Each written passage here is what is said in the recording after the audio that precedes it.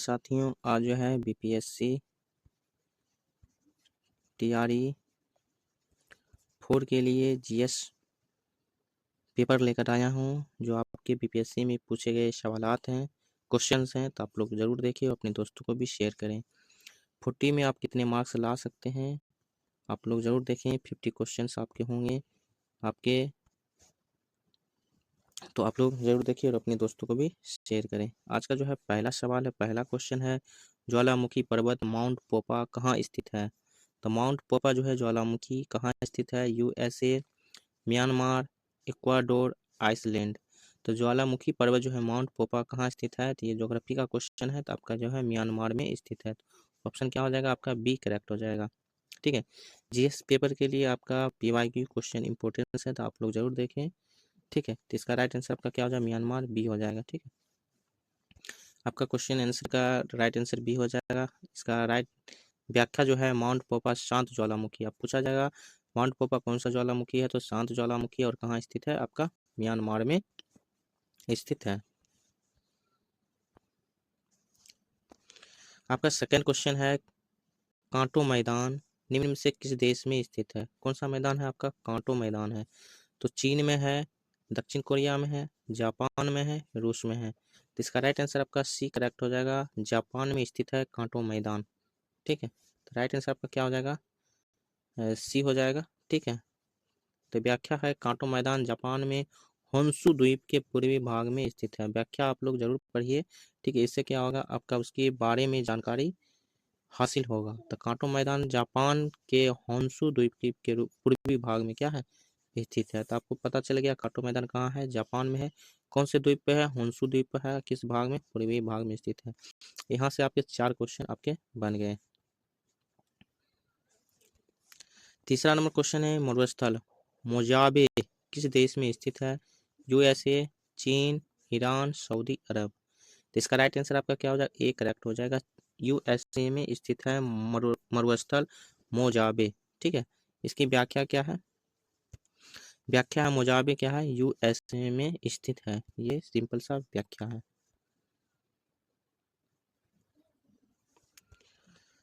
Question number 4 है, निम्नलिखित में से कौन सा युग्म सही सुमेलित नहीं है? तो यहाँ पे क्या दिया गया? नहीं है।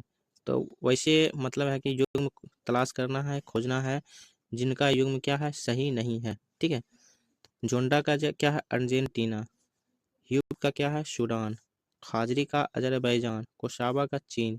इसमें कौन सा युग्म जो है आपका सम्मिलित नहीं है, सही नहीं है? तो इसका राइट आंसर आपका डी करेक्ट हो जाएगा। कोशावा का चीन नहीं है। बाकी जोंडा का अर्जेंटीना है, ह्यूब का जो है सूडान है, खाजरी का अजरबैजान है। आपके क्वेश्चन पूछे गए हैं अजरबैजान टीआरई 3 में। ठीक है, तो खाजरी का क्या? अजरबैजान में स्थित है। ये तीनों जो है आपके सुमिलित है। कौन सा सुमिलित नहीं है? तो कोशाब चीन में स्थित नहीं है। तो इसका राइट आंसर क्या हो जाएगा? कोशाबा का। तो इसके व्याख्या में हम जानकारी करेंगे, लेकिन इससे पहले जो है आपका option number A, option number B, option number C, ये तीनों आपको याद हो जाना चाहिए, तभी आप जो है बीपीएससी टीआरई 4 क्रैक कर पाएंगे। याद नहीं होगा तो आपका किसी न किसी जो है क्वेश्चन का आंसर आपका गलत हो जाए। कहीं आपका झुंडा पूछ जाए, कहीं काजरी या ह्यूब पूछ दिया जाए, तो आपका याद ना होगा तो आपका गलत हो जाए, क्योंकि आपका जो है क्वालिफाइंग मार्क्स जो आपको बनाता है, आपका 40 नंबर ही बनाता है, क्योंकि आप मेन पेपर सबका उतने बेस्ट तरीके से तैयार हुआ रहता है। वो आपका 80 में जो है आपका 70-75 नंबर कोई भी कैंडिडेट से ला सकता है, लेकिन जीएस पेपर में लाना मुश्किल हो जाता है। तो आप लोग जीएस पेपर पर फोकस ज़्यादा से ज़्यादा दीजिए। ठीक है, तभी आप क्वालिफाई हो सकते हैं।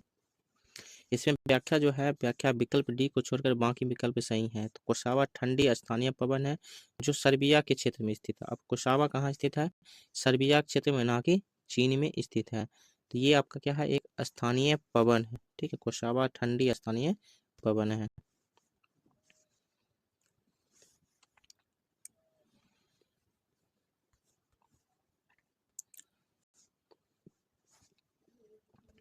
यहाँ देखिए थे, खाजरी स्थानीय ठंडी पवन है, ये भी याद कर लीजिएगा, ये अजरबैजान में है।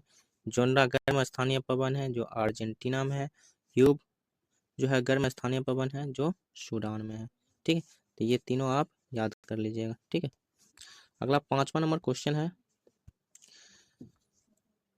आइनू जनजाति किस क्षेत्र में पाई जाती है? वीवीआई है।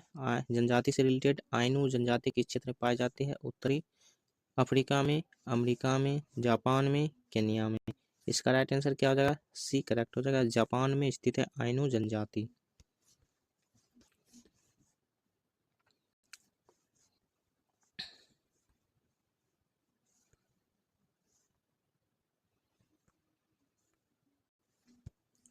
क्वेश्चन 6 नंबर, निम्नलिखित कथनों पर विचार कीजिए। नील नदी श्वेत नील एवं ब्लू नील के मिलने से बनी है, ये कथन है।